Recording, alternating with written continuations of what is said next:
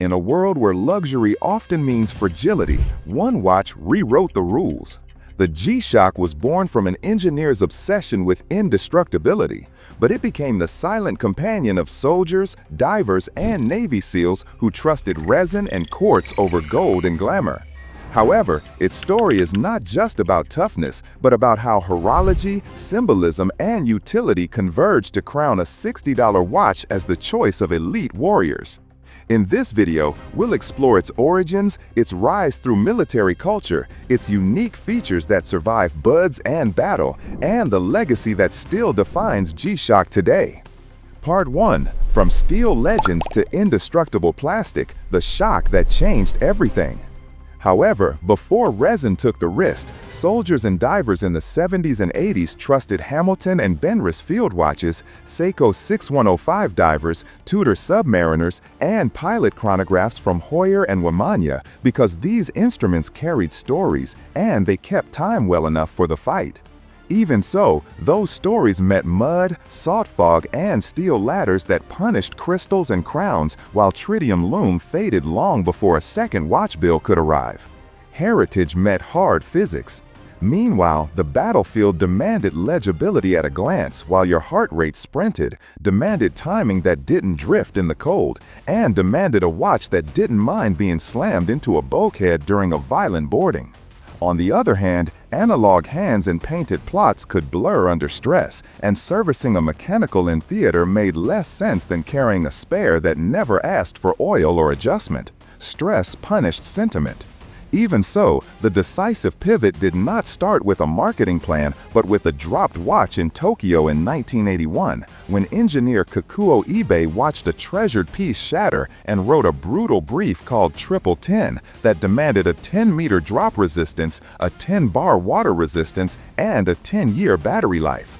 As a consequence of this, the first square G-Shock arrived in 1983 as the DW5500C with a case that looked like armor and a display that cared more about clarity than courtship. The brief matched the battlefield. Every watch hides a story of power, heritage, and intrigue. Subscribe now and uncover how timepieces from Rolex to Breitling have shaped history, culture, and identity. However, what many did not see coming was the architecture that made the promise true, because the quartz module floated inside a hollow urethane shell that redirected shock around the heart rather than through it, while a raised bezel shielded the crystal and button guards denied ropes and rails a chance to pry. Meanwhile, on visit, board, search, and seizure teams, those guards mattered when wrists bounced off ladders and gunwales while hands grabbed wet metal with gloves. Protection by design, not luck. On the other hand, the surf zone rewrote priorities by turning every watch into a simple question of survival. So a recessed crystal laughed at edges, a resin strap absorbed hits that would dent steel, and the case geometry stayed low enough to avoid snags under kit and webbing. Even so, this was not delicacy hiding from danger, but resilience turning impacts into energy that went somewhere else, while the module kept counting. Impact became choreography, not catastrophe. Meanwhile, digital timing unlocked a different idea of luxury for warfighters because accuracy was steady, alarms could mark comms windows, countdowns could pace charges, and a chronograph could measure exposures and sprints without a fragile column wheel. However, the true magic lived in legibility because a flat screen lit evenly, numbers could be seen through adrenaline and fog, and big buttons could be hit with numb fingers without hunting for a crown. Good enough and always on. On the other hand, that always-on clarity only mattered if you could buy it twice without asking permission, which is why the watch became a squad-level solution rather than a top-down issuance, arriving through exchanges like AAFES and NEX, through unit purchase cards, and through the simple logic of buy one to wear and one to live in the Pelican. Even so, this replaced the culture of service tickets with a culture of uptime, where power on the wrist meant zero drama. Uptime beat prestige. Meanwhile, proof spread quietly through the 90s when an unassuming model called DW6600 introduced an electroluminescent backlight that bathed the entire display in even light and moved the light control to a front button so a gloved operator could find time by feel without breaking his grip. However, that simple ergonomics change meant night operations gained a rhythm that analog loom couldn't match, and the lineage rolled forward into the DW6900 and the DW9052 as dependable workhorses. One button changed the night. Even so, culture did not surrender instantly, because units kept their rituals and handed out engraved mechanicals for graduations and retirements, preserving heritage as a language of belonging that mattered off-duty and at dress uniform. As a consequence of this, many operators wore Rolex and Tudor for ceremony and loyalty, then strapped a G-Shock for the work that could crack bezels and scratch sapphire without apology. Respect on Friday, resin on Monday. However, the economics of readiness sealed the choice, because mean time to replacement beat mean time to repair, and a $20 to $60 watch that could be rinsed after salt and taped down with Ranger bands did more for operational certainty than a delicate chronometer waiting for a service bench far from the surf. Meanwhile, the predictable 2 to 5 year battery life of core modules meant scheduling power like you schedule medical checks, with no surprise. Economy became strategy.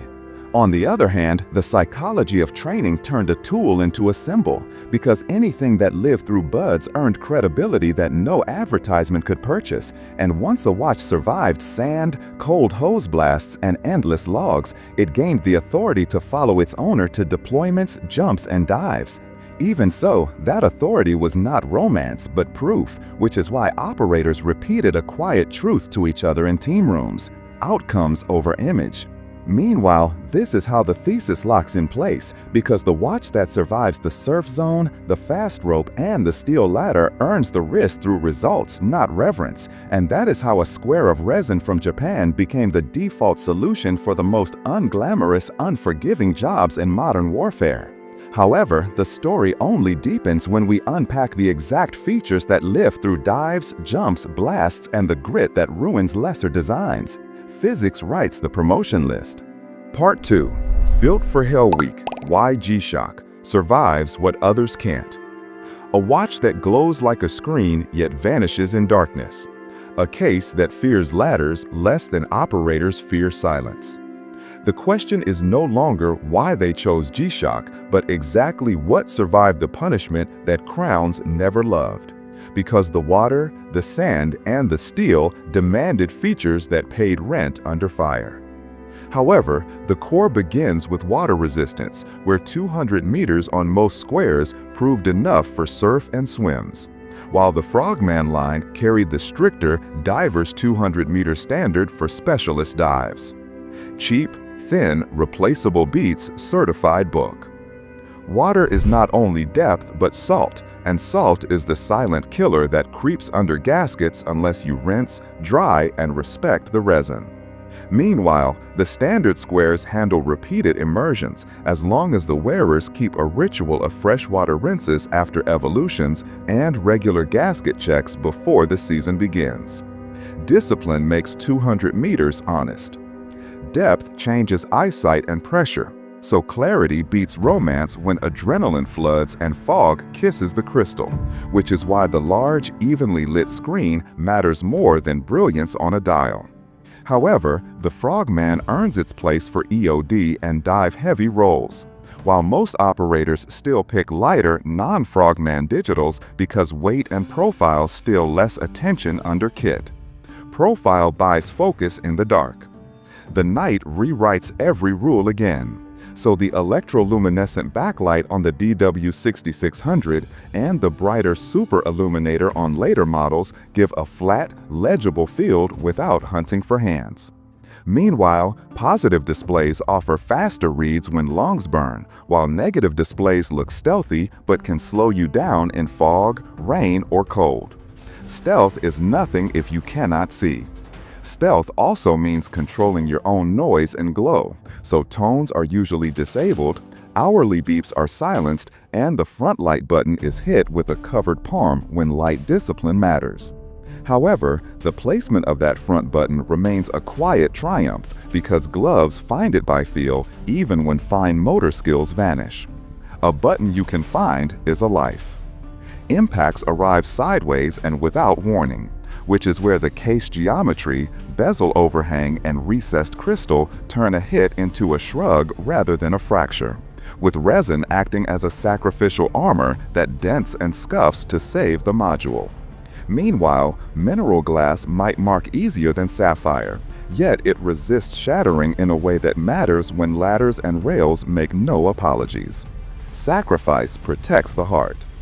Grit is not poetic in training. It is literal, and sand loves buttons that sit proud and unprotected, which is why guards and simple modules reduce failure modes you will never see in a brochure. However, fewer functions often mean fewer pathways for water and grit, and the double seals around pushers do their quiet work while the watch keeps time without ceremony. Simplicity survives attacks. Timing is not abstract in these jobs because countdowns pace breaching charges, chronographers measure exposures, and alarms anchor comm windows that do not move for sentiment. Meanwhile, second time zones are solved with a pragmatic offset on the primary display, while some operators carry a separate GMT reference on a card rather than adding complexity to the wrist. The simplest path keeps windows clean. Jumps add their own demands because snags can kill, so low-profile cases slide under cuffs and harnesses while strap keepers, tape, and ranger bands pin down anything that tries to catch on webbing or lines. However, the square of the DW5600 disappears under gloves in a way rounder, taller cases cannot, and that vanishing trick reduces one more risk when everything is already stacked. Low is a safety feature. Dives introduce angles you never see at a desk, so off-axis readability and contrast matter more than aesthetics. And any condensation under the crystal becomes a red flag that sends a watch to the bench before it becomes a liability. Meanwhile, pressing buttons underwater is avoided outside of rated divers. And after every salt session, the rinse ritual returns like a prayer you are glad to repeat. Ritual keeps time alive. Power is strategy on the wrist, not an afterthought, which is why 2 to 5 years on common cells remains the quiet backbone of trust, because scheduled battery changes are better than surprise failures you cannot predict. However, solar variants stretch that horizon as long as the watch sees daylight, while radio sync is a luxury that is pleasant but not essential when discipline and a wall clock align the team. Predictability beats perfection every time. Wear points live where bodies move, so resin straps eventually harden with ultraviolet and salt, and spring bars suffer when hit enough times, which is why replacements are cheap, stocked, and fast.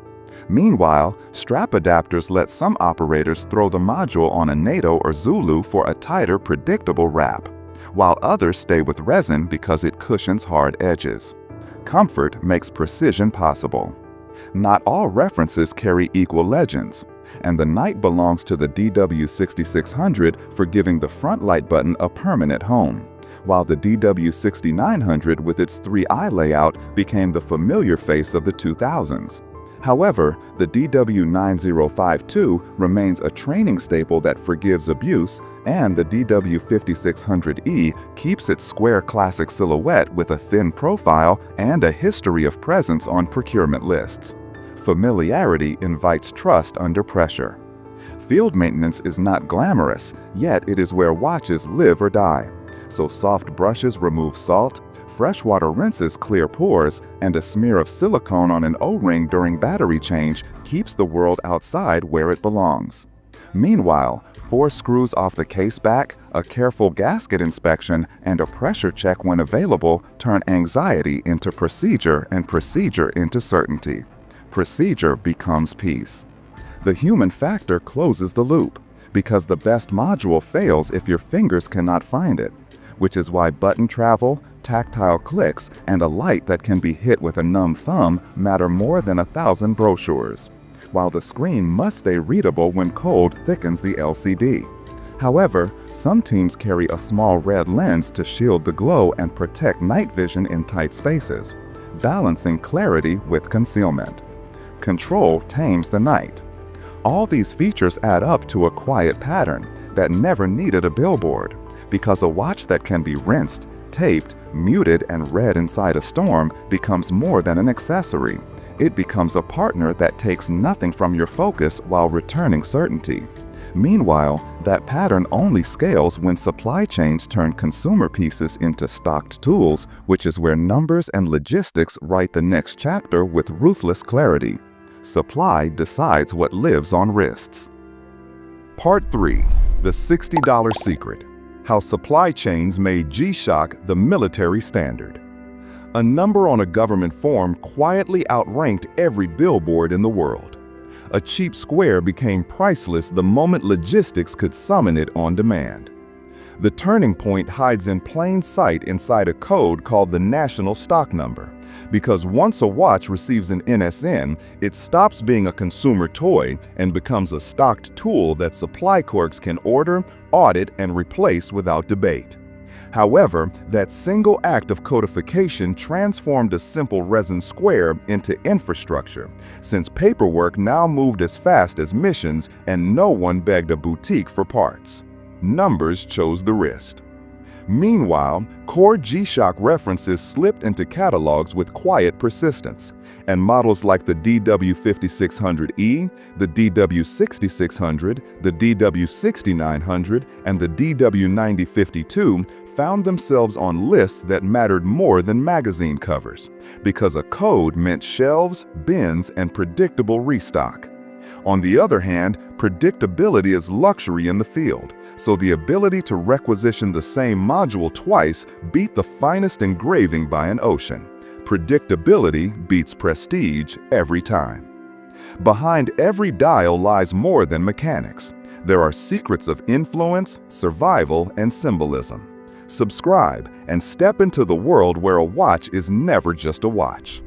Even so, not every watch on a team came from a formal requisition, because the United States operates a parallel ecosystem of affix and next exchanges, unit purchase cards, and personal buys that meet reality faster than policy. And G-Shocks thrive in that gray lane between official and obvious. As a consequence of this, operators learned a simple rhythm that worked everywhere from Coronado to Little Creek to Bragg. Buy one to wear, buy one to wait. However, that rhythm only makes sense when the price is low enough to be invisible on a ledger, and for decades these squares sat in the $20 to $60 band at the counter, which meant a squad leader could approve a handful without choking a budget. Meanwhile, mean time to replacement outperformed mean time to repair, since swapping the whole watch took minutes while shipping a mechanical for service devoured weeks. Uptime became the only currency. On the other hand, era-by-era adoption tells the same story in different uniforms, because in the 90s, the DW6600 rose with its electroluminescent glow and front light button that turned night into information for gloved hands. And that single ergonomic victory echoed through boarding teams and dive briefs. Even so, the early 2000s during the Long Wars saw DW5600 squares and DW6600 rounds everywhere from tents to flight lines. Night belongs to the button. Meanwhile, the 2010s crowned the DW6900 and the DW9052 as everyday workhorses, because the 3-eye face became familiar and the 9052 forgave abuse in training with a price that kept commanders calm, while straps, bezels, and case screws filled supply drawers like batteries and tape. However, familiarity was never fashion. It was muscle memory, and muscle memory is what you want at 3 in the morning. Familiarity underwrites focus. Even so, the 2020s did not erase the old guard, because training pipelines still hand out these squares and rounds while newer solar and radio variants creep in around the edges, where budgets allow, and the same logic keeps winning. As a consequence of this, a student at Buds S might wear a 9052 until it dies, then buy the same reference again on the way back to the barracks. Replacement is a tactic, not a failure. However, unit culture shapes small preferences, so EOD divers sometimes reach for frogman models with divers' 200-meter credentials, while SWAT crews lean toward low-profile squares that slide under gloves and cuffs, and Rangers prize shock immunity under rucks where wrists meet aluminum. Meanwhile, Marine Raiders often split the difference with 6900s that read fast during stress shoots and movement under night vision. Roles tweak models, not logic. On the other hand, the same supply logic protects the wearer from the counterfeit market, because exchanges and official channels stock modules with reliable seals and honest batteries, while fakes introduce unknown gaskets, weak backlights, and fragile buttons that fail when steel and salt start speaking. Even so, spot checks become habit, from uneven fonts to flimsy straps to misaligned eyes on a 6900. And habit becomes a shield no marketing can provide. Authenticity is a safety feature. Meanwhile, maintenance pipelines hum like quiet engines, where spare resin straps hang beside Ranger bands and spring bars, and where a small drawer holds gaskets and CR series cells, so a watch can be restored during a gear check without special tooling or a phone call home. However, procedure matters more than passion, so a light smear of silicone on an O-ring and a careful torque on 4 caseback screws replace the romance of a loop. Procedure preserves the mission. Even so, the debate about digital versus feature-heavy computers never dies, because ABC watches from Suunto and multi-system GPS watches from Garmin bring altimeters, barometers, and breadcrumb trails to training and reconnaissance, and they earn their space in duffels and on wrists. As a consequence of this, many teams run digital computers for data and keep a simple G-Shock as the always-on reference that tells the time even when the firmware sulks. The backup becomes the backbone. However, power consumption settles arguments with numbers, because a simple module with a 2 to 5 year battery can be scheduled like dental, while a feature-heavy computer demands frequent charging cycles that fight with long field evolutions and code that drains cells faster than plans admit. Meanwhile, solar variants of G-Shock reduce anxiety further as long as daylight hits the dial, and that small hedge eases one more stress point in the stack. Less charging means fewer surprises. On the other hand, procurement loves standardization for reasons that romance never sings about, because standardized references simplify training, simplify spares, simplify audits, and simplify end-of-life disposal when the case is too scarred to trust. Even so, that sameness also builds a shared language inside units, so a phrase like square, or 6600, or 9052 carries with it a decade of muscle memory. Language shortens reactions under stress. Meanwhile, economics keeps teaching the same lesson to anyone who still wants a delicate marvel in a violent place, because the total cost of ownership on a service-hungry mechanical explodes when you factor shipping, downtime, and the emotional weight of breaking a beloved piece that was meant for ceremony, not steel ladders.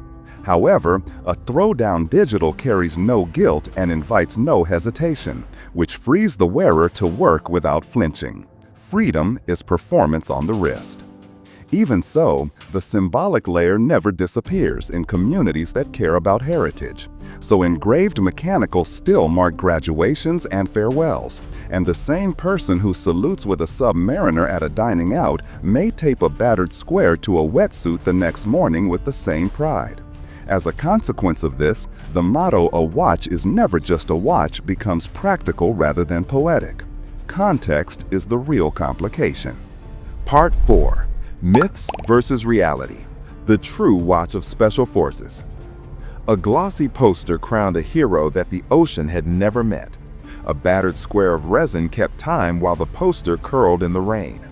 The myth begins with marketing that loved romance more than records, because ad campaigns anointed certain brands as the choice of elite warriors, while the wet sand at training beaches told a different story in quiet photographs.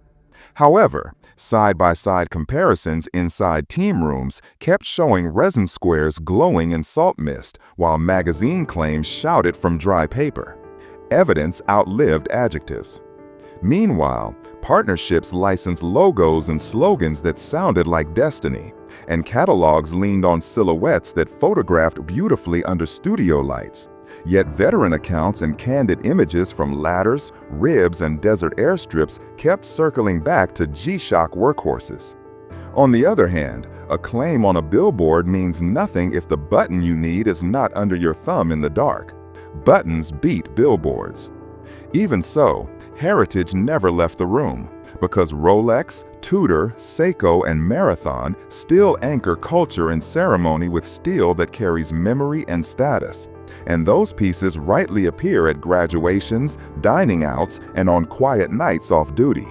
As a consequence of this, many operators live a dual citizenship, where the heirloom salutes on Friday while the resin square tapes to a wetsuit on Monday. Ritual respects reality. However, a special place lives inside the legend for the Frogman line that earned divers 200-meter credentials and brought dive-specific chops to EOD and heavy water rolls, because some jobs really do demand that stricter pedigree and heft. Meanwhile, most wrists still reach for lighter squares and rounds for everyday abuse, because less weight, lower profile, and faster reads win most days. Weight taxes focus. On the other hand, the logic escaped its birthplace in crossed branches, because Army units that jump from planes, Marine teams that move through surf and dust, and Allied special operations from Europe to the Pacific all learned the same lesson about uptime and clarity. Even so, the spread was not coordinated by a boardroom. It was carried by students, instructors, and friends who watched a watch refuse to quit. Persistence spreads faster than policy. Meanwhile, Hollywood could not resist the allure of a crown that sparkles on camera or a tactical face that screams danger. And props departments often shows what looked iconic at 20 feet rather than what survived a steel ladder at sea.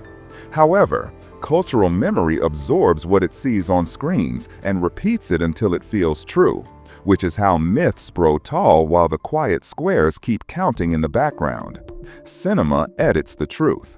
Even so, the symbolic layer remains the beating heart of horology, because a watch is never just a watch when it holds lineage, effort, and the private tally of moments that changed a life. And operators are as human as any collector when it comes to meaning. As a consequence of this, the culture around G-Shock grew its own symbolism, where scuffs became decorations and taped lugs felt like medals. Scars became stories. However, the present tense for 2025 is plain enough on real wrists, where DW5600 squares, DW6900 3-eye rounds, and DW9052 trainers still appear in training photos and kit dumps, while solar squares like the GWM5610 and rugged monsters like the GW9400 Rangeman tag along for those who want a longer runway.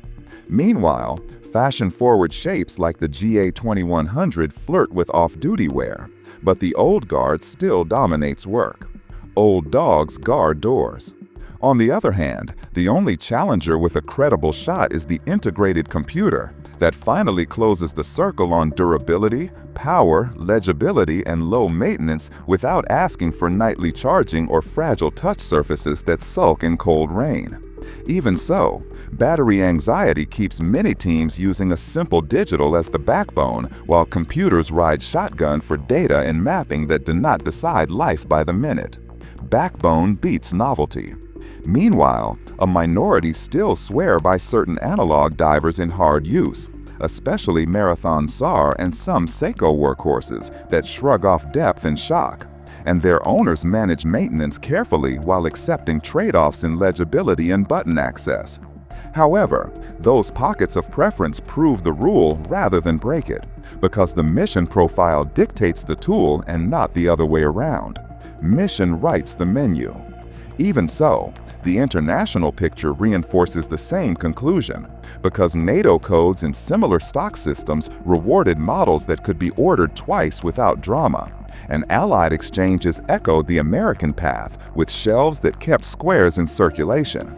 As a consequence of this, the same references turn up in photographs from cold fjords, hot islands, and high plateaus with no press release to connect the dots. Patterns reveal themselves.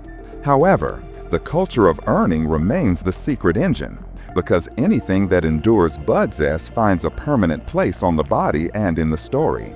And the act of surviving the hose, the sand, and the long night rewrites value without asking permission. Meanwhile, that earned status seeps into the civilian world, where collectors hunt the same references because they want the gravity of proof more than the sparkle of hype. Proof is a magnet. On the other hand, economics keeps removing friction from the choice, because a $60 solution that can be staged in bins and replaced in minutes beats any object that demands a shipping label and an apology, and that math frees the mind to focus on the next window. Even so, simplicity does not mean poverty. It means luxury defined as predictability under stress, which is the rarest luxury of all in violent places. Predictability feels like wealth. Meanwhile, the motifs we have followed finally align into a single line of force. Because a watch is never just a watch when it decides whether a comms window is met, power on the wrist is not about ego, but about returning certainty to attention. And outcomes over image explains every quiet purchase at the exchange. However, ideas become steel and resin in the field, and only what survives returns home to be told as a story. Survival writes the legend.